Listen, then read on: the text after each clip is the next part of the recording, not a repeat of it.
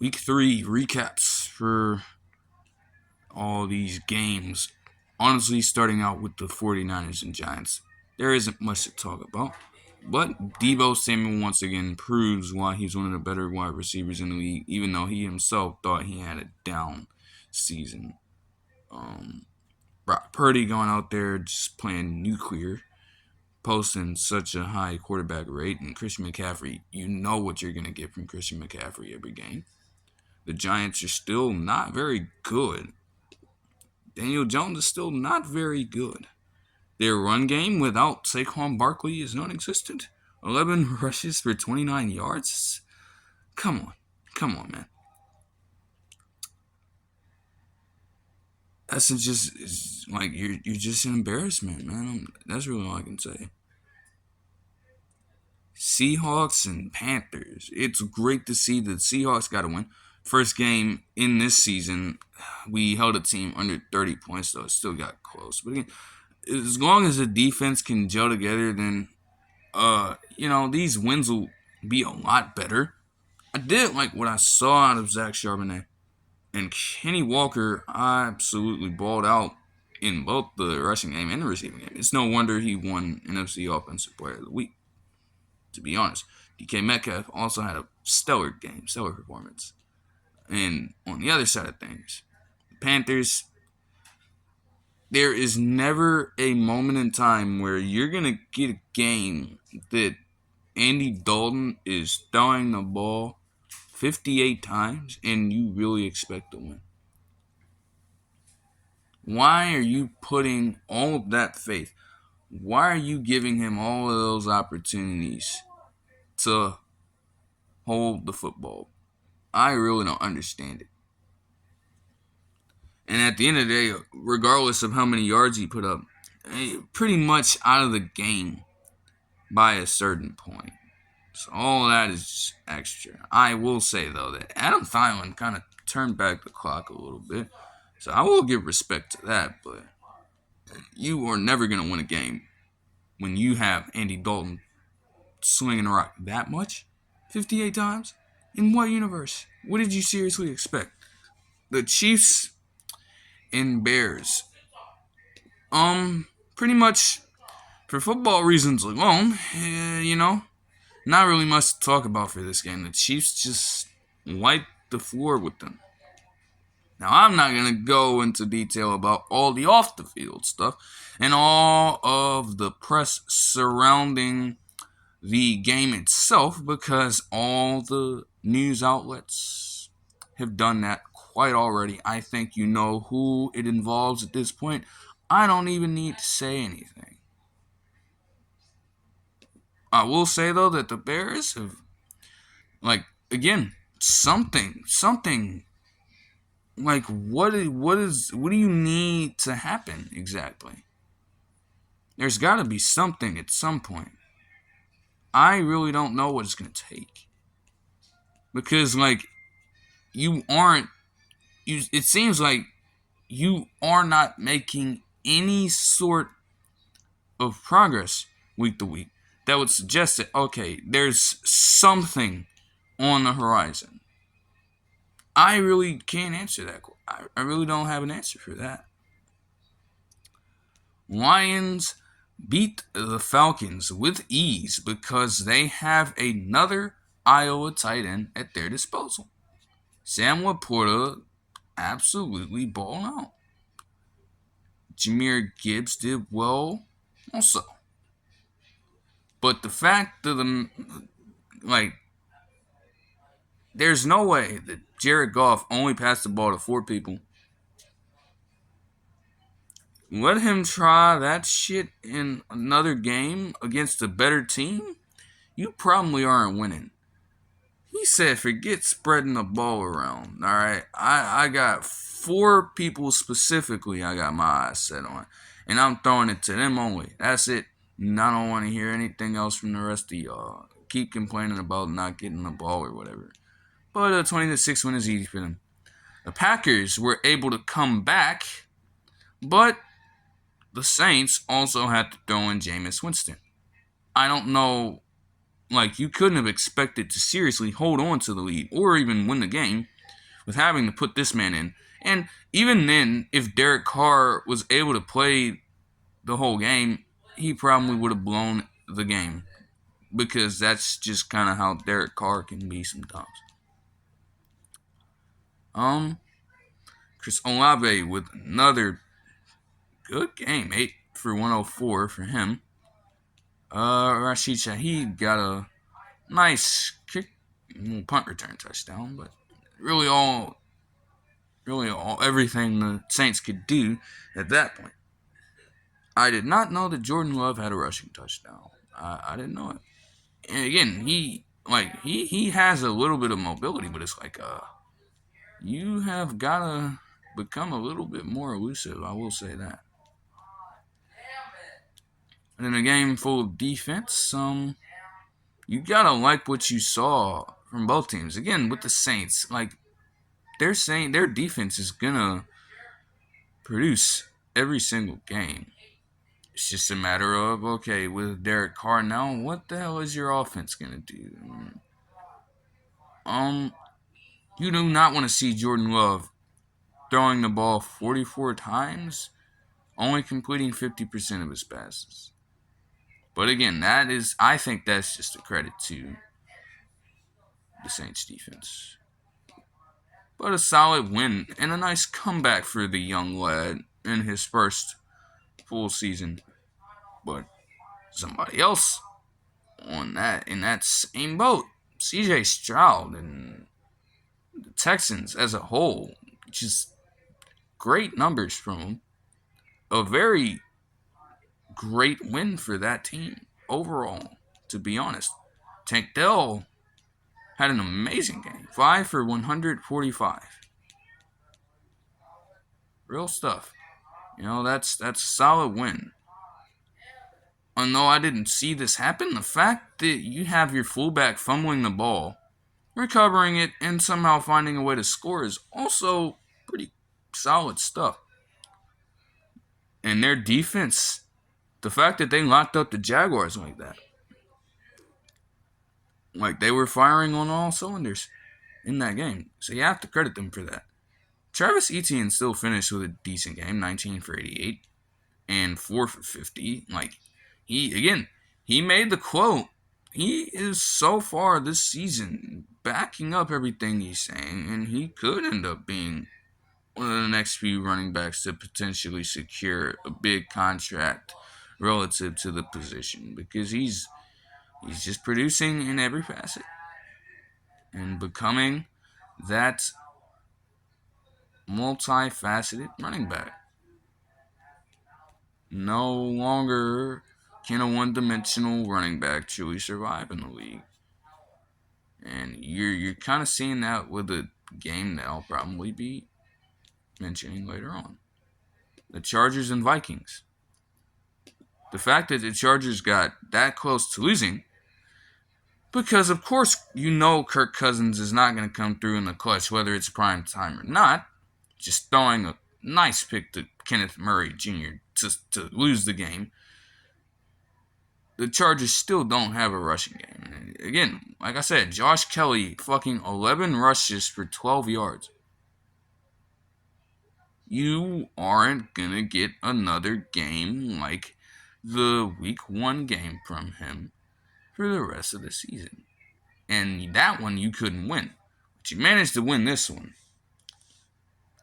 Yet you got so close to losing, even with Keenan Allen doing every single thing he did. Through his first passing touchdown ever, fucking got 18 receptions for 215 yards. And it's not, again, like I have said, it's not even like he was getting a whole bunch of chunk plays. His longest catch was 25 yards. He caught 90% of his targets. He was just using the nasty release he has and just getting open. And in some cases, they were even finding ways to lose Keenan Allen underneath all that coverage. And with somebody as dangerous as he can be, I don't know how you so easily lose a player like him. That doesn't make any sense to me. But he dominated Meanwhile, no, actually, okay. Well, I was kind of tripping on the fact that they kept on using Alexander Madison, but of course, Cameron Akers still has to get physicals passed for the team and shit like that before he can even play for them. So that's one thing. Ty Chandler, though, kind of produced in the limited touches they gave him. And, of course, Justin Jefferson had another solid game, with him finally getting a touchdown on the season. Finally, it's about time, right? Only to still lose because your quarterback is just not very good. And until you get a younger guy that can actually produce well in the clutch, honestly, you then, only then, will you become a player who can be a staple in the playoffs. Because Justin Jefferson seems like a player that is made for playoff football. It's just like, he's not going to really make it a whole bunch if Kirk Cousins is the guy there. So, that's that. The Colts and the Ravens, let's just say that Matt Gay won it for them. And I did not see this type of game from Zach Moss coming. Getting 30 rushes for 122 yards. And, just definitely taking it back to his earlier seasons. I did not see that coming from him at all. Defenses for both teams should be proud of what they were able to do for the most part. Gardner Minshew just continues to be a solid backup quarterback too.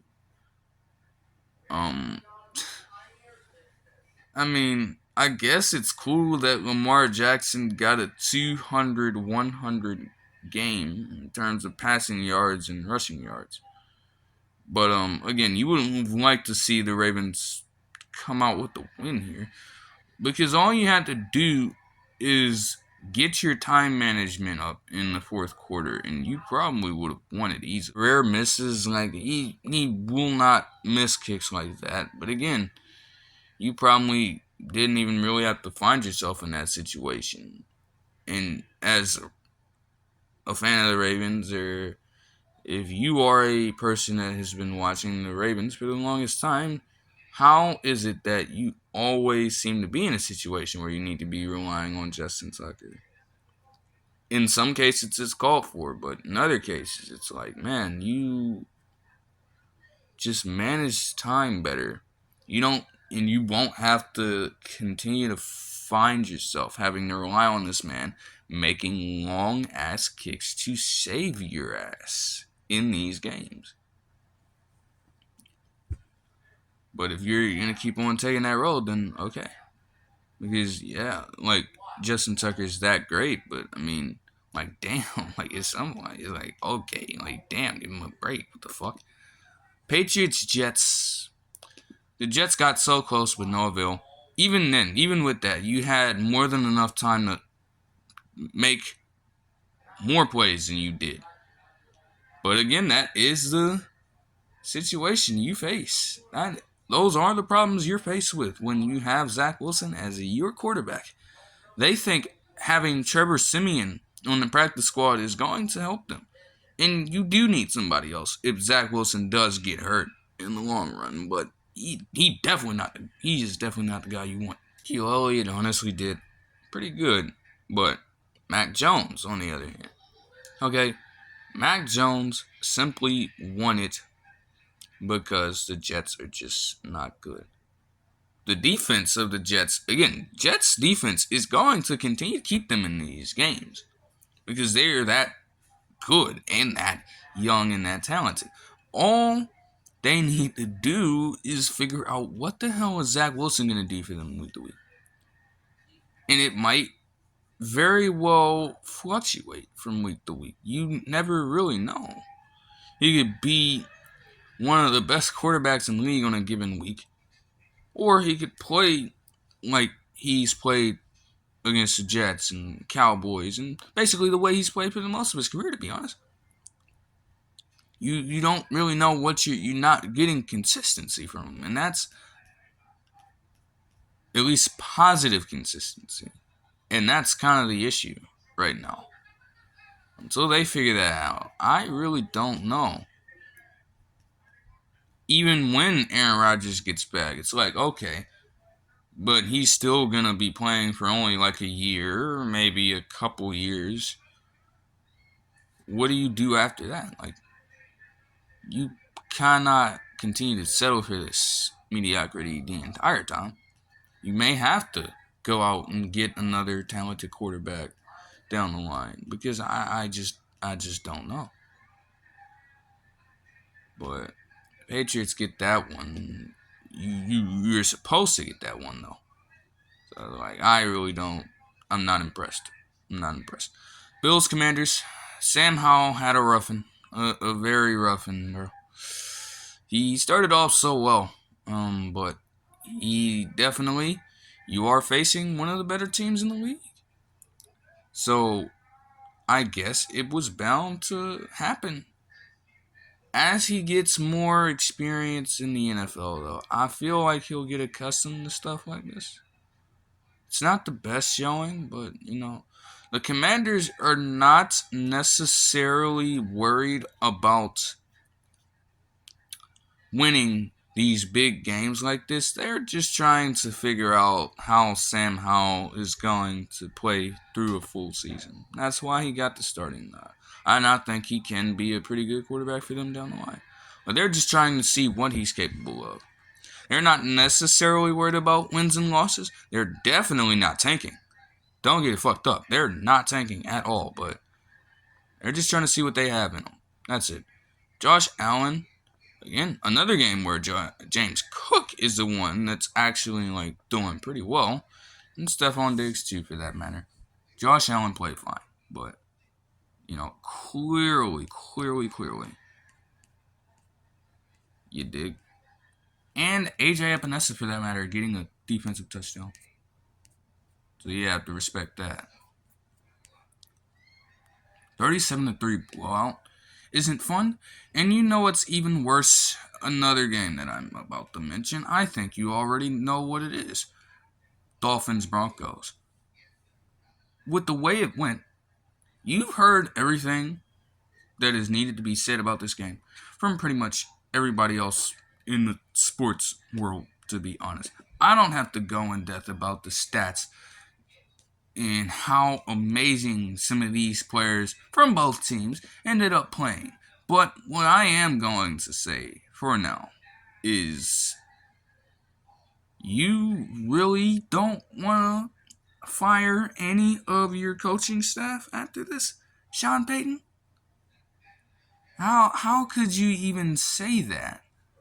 I mean, I do kind of understand that you want to express faith in the people around you on this team. But if you are suffering a loss so historically bad to a point where if the Dolphins wanted to put up one more type of score on the board, they would set a historical record in which you would be on the side of history in the worst loss of all time. And you don't want to make any changes, any at all. I find that hard to believe. So what? You're gonna keep these guys, right? These same people. Then what are the chances that this could potentially happen again by keeping the same staff around, not making any moves at all? You're allowing this to potentially happen again, and then what? You're gonna keep them again at that point too, or even let it get to a point where this could happen again? No, you have to get them out of there. That is just not good.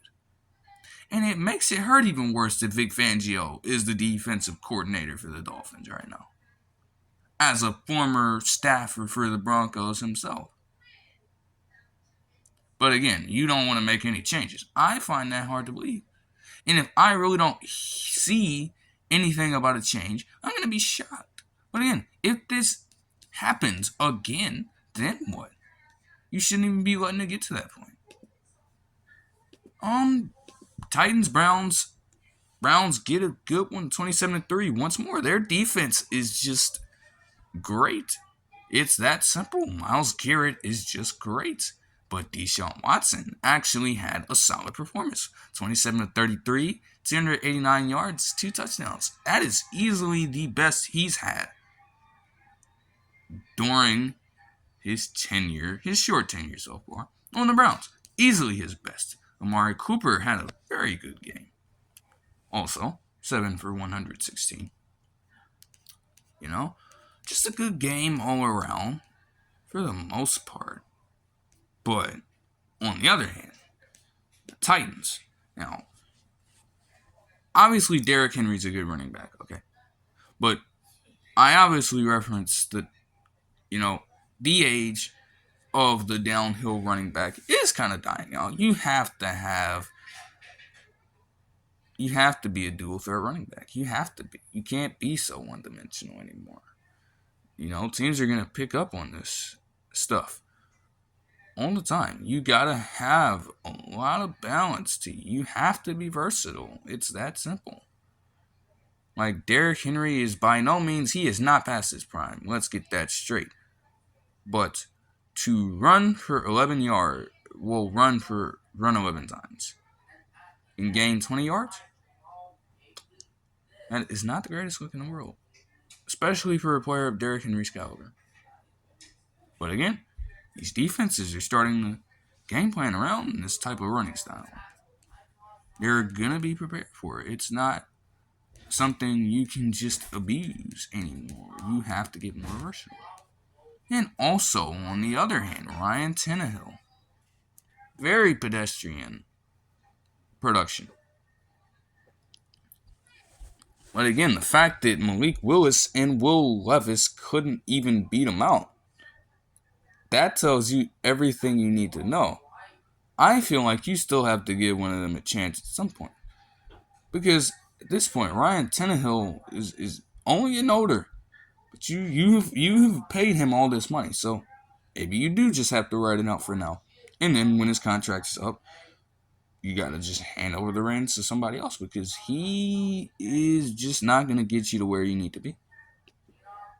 You got close and no cigar.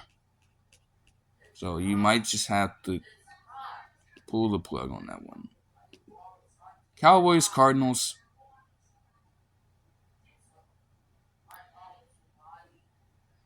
Y'all are gonna win a Super Bowl, you Cowboys fans, you fucking delusional ass motherfuckers, bro. Yeah, y'all are definitely gonna win a Super Bowl. Oh, y'all are definitely bound for the Super Bowl, losing to the worst team in the NFL. Oh, for sure.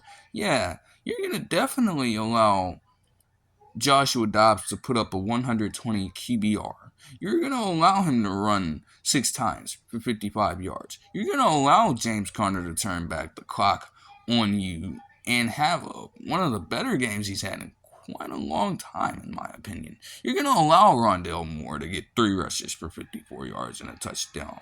You're going to allow Marquise Brown the ball out. You're going to allow this rookie Michael Wilson to average 43 yards a catch. But, oh yeah, you're definitely bound for a Super Bowl. This is definitely your season. Kaiser White picks you off one time. You're definitely bound for a Super Bowl. You're bound for it. You're definitely bound for it. Fuck no. Shut the fuck up. Shut the fuck up. It's sickening how people can do this year in, year out. Fucking Dallas fans. Over and over again every season. Like you're really gonna make that change. No.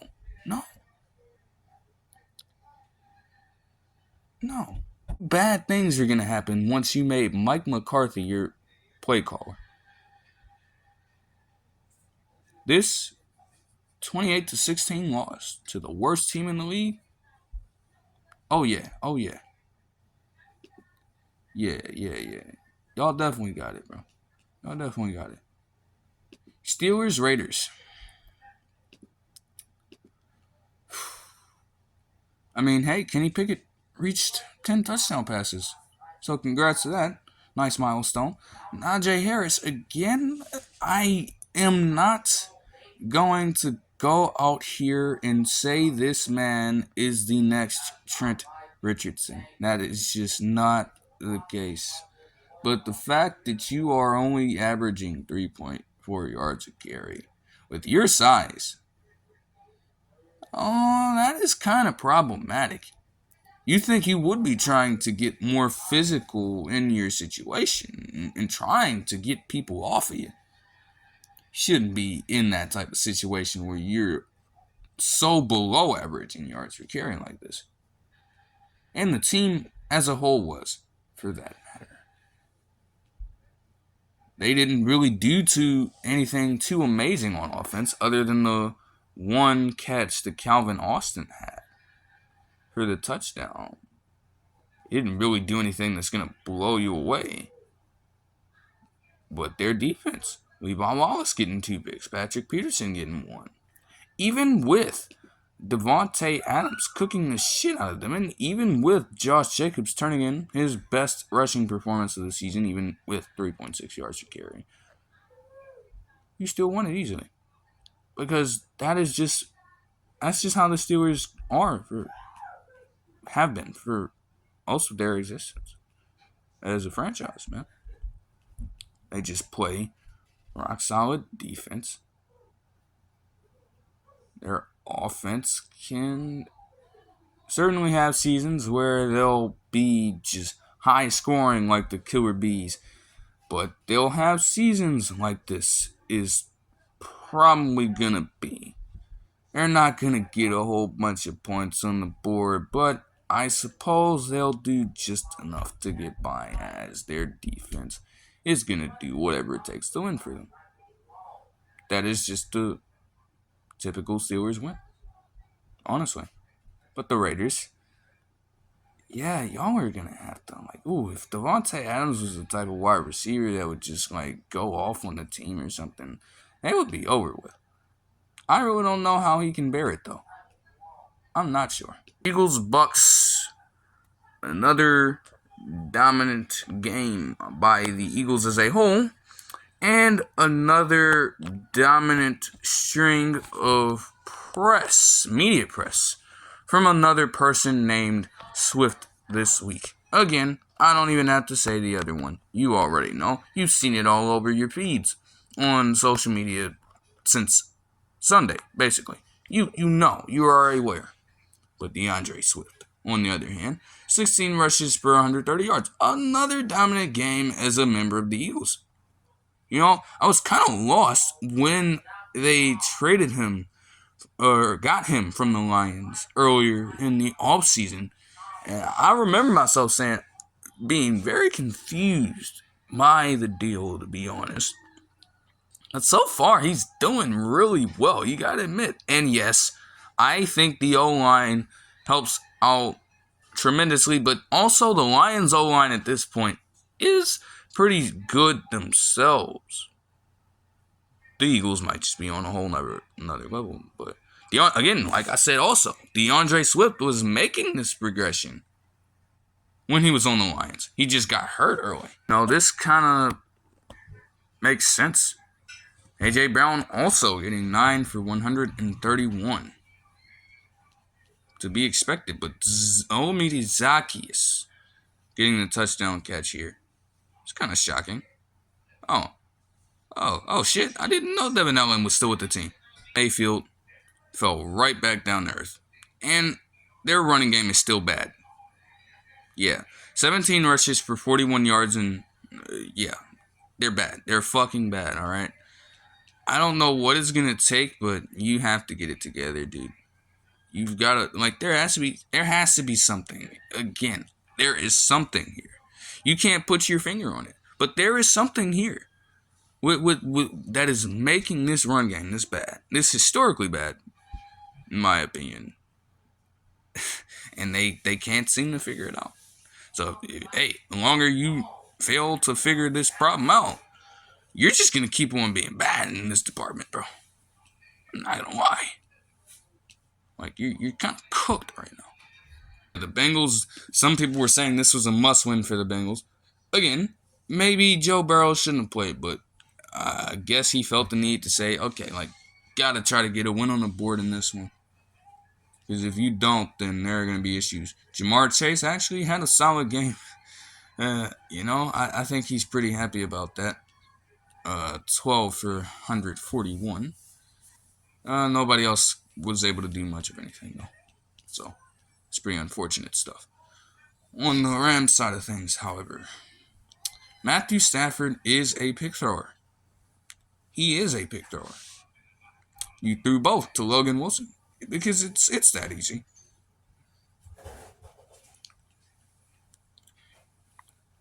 At least Pucanacua ended up getting 5 and 72 for the Bengals. Not a must-win, but you'll take it. That'll do it for this one. I hope you guys enjoyed the video, and I'll see you guys in the next one. Peace.